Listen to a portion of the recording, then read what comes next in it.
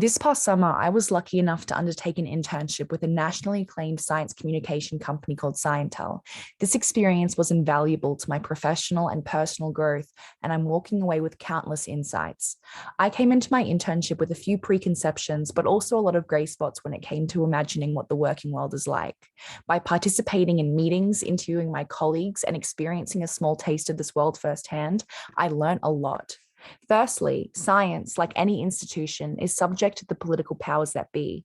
In a bipartisan country like Australia, a career in the climate change department can be supported one day and suppressed the next. So I will keep this in mind when considering the stability of future employment opportunities. Throughout my internship, I approached each day with an unwavering enthusiasm, and this endeared me to my colleagues. I know now that demonstrating a keen interest in my work, being inquisitive, and radiating positivity is more attractive to employers than having every qualification under the sun. An enthusiastic attitude also lends itself to networking, which is invaluable to any career. Just as Sonia inadvertently proved herself to her future employers, Simon and Paul, when working at the CSIRO, I was inadvertently proving myself to my future placement supervisor, Alicia, when I helped her in our advanced fiction writing unit. Scientel have already offered me a reference and any professional guidance I may need, and I wouldn't be in this position if I didn't put my best foot forward.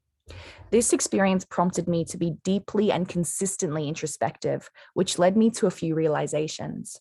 Creating content day in and day out taught me that I struggled to keep focus for consecutive hours, and this would compromise my concentration and overall productivity.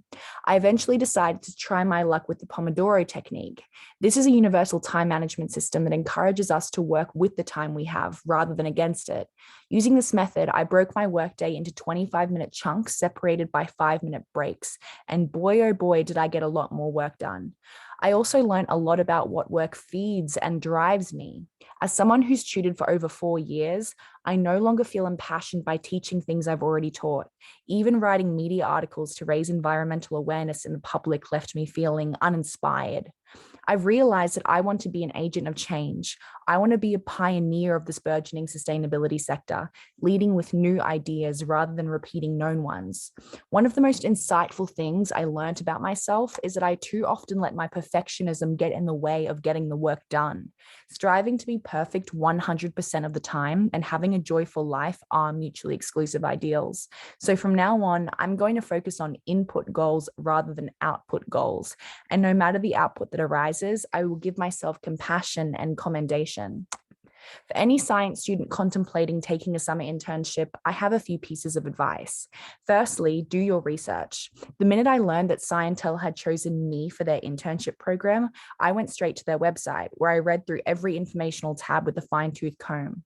Doing so didn't just help me answer interview questions such as, why do you want to intern at Scientel, without searching for an awkward and generic response, but it also helped me later in the internship. When I was asked to complete projects that Scientel had done before, such as media articles or blog posts, I already had a foundational knowledge of what to do. This impressed my colleagues, but more importantly, it made the project less daunting. My second piece of advice is to be aware of the impression you're making and do your best to make it a positive one. This means maintaining eye contact, proper posture, and a polite smile, but also being inquisitive and letting your colleagues see glimpses of your personality without being overly revelatory. If you can do this, everything I said about networking should come naturally.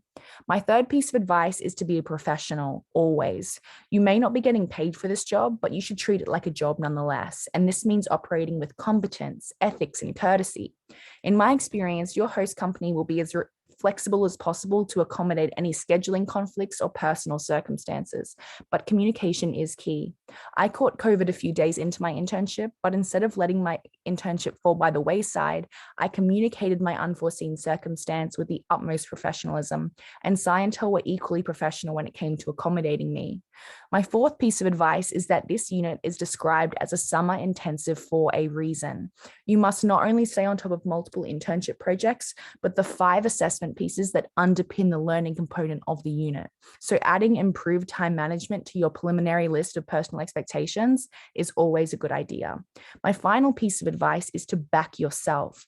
Even though you're the student in the situation, you're still bringing so much to the table.